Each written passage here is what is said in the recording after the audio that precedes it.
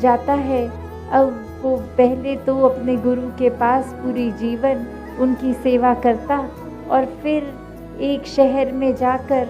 बहुत धन दौलत कमा के बहुत नामदार इंसान बन जाता। उसको पूरी दुनिया एक सेलिब्रिटी की तरह पहचानने लग जाती। तो कैसे वो कुछ सालों बाद वापस अपने गुरु के पास अब आया और एक बहुत ही पैसों से भरी बोरी एक सामने रखी कि वो उस तरह रखते ही वो गुरु ने अपने शिष्य को देखकर कहा कि इतने शोर क्यों मचा रहे हो। और वो शिष्य सोचने लगा कि मैं तो कोई बातचीत भी नहीं कर रहा, मेरे तो इसमें कागज़ रूपी नोट है, कोई एक लोहे रूपी सिक्के भी नहीं कि छनक हुई हो और आवाज़ आई हो, तो शोर किस बात का गुरुजी कह रहे हैं। तो वो आगे से गुरुजी समझाते हैं कि ये दिखावे का शोर, ये अहंकार का शोर, कि मन में तो भाव ये था कि सेवा भाव से नहीं, समर्पित भाव से वो एक धन समर्पित नहीं किया जा रहा था,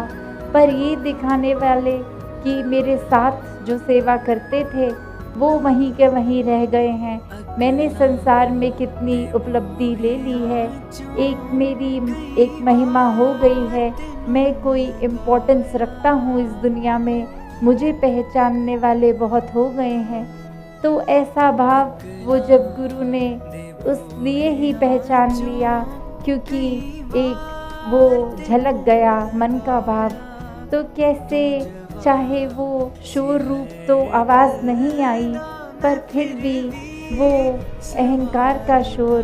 और ऐसे न जाने कितने ही शोर हम इंसान अपने अंदर पाल लेते हैं, हमें पता भी नहीं लगता अक्सर कि हमारा कोई व्यवहार ही किसी और को दिल को एक तड़पा रहा है, हमारा व्यवहार एक किसी और के लिए नुकसानदायक बन रहा है।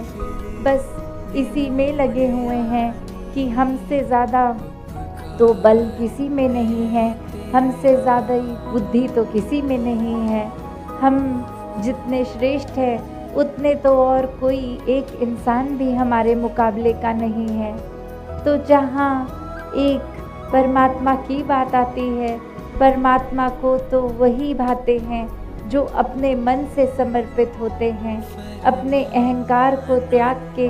सिर्फ हर एक से प्यार करते जाते हैं।